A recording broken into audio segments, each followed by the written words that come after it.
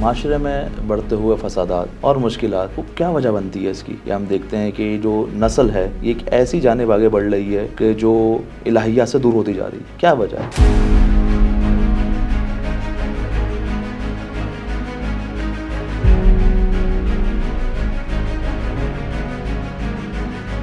اس کی جو آغاز ہے، اس کی جو شروعات ہے وہ ہے انتخاب کے اوپر. جیسا انسان انتخاب کرتا ہے ویسا نتیجہ بھگتتا ہے. اور اولاد کی تربیت کے لیے جو انتخاب ہے جو بہت ضروری ہے وہ کیا ہے؟ انتخاب ہمسر. کیوں؟ کیونکہ آپ جب انتخاب کر رہے ہوتے ہیں در حقیقت اپنے لیے فقط ہمسر انتخاب نہیں کر رہے ہوتے، بلکہ آپ اس تربیت گاہ کا انتخاب کر رہے ہوتے ہیں جس نے اگلی نسل کی تربیت کرنی ہے، جس نے اس نسل کی تربیت کرنی ہے جو امام زمانہ کی نسل ہے.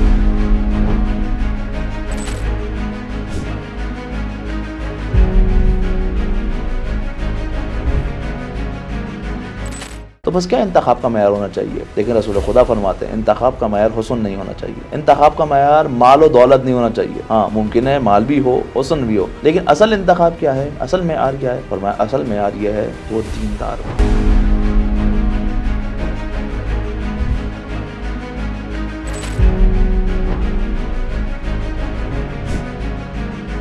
کیوں؟ کیونکہ جب دین ہوگا تو خود بخود وہ اگلی نسل کے اندر جائے گا. یہاں پر جناب امیر فرماتے ہیں کہ اگر مرد دیندار ہوتا ہے تو علم گھر کی دہلیز میں آتا ہے، لیکن اگر خاتون دیندار ہو تو یہ دین اور علم جو ہے وہ نسلوں کے اندر جاتا ہے، نسلوں کے اندر پینیٹریٹ کرتا ہے. پروردگار متعال ہمیں بہترین انتخاب کرنے کی توفیق عطا فرمائے.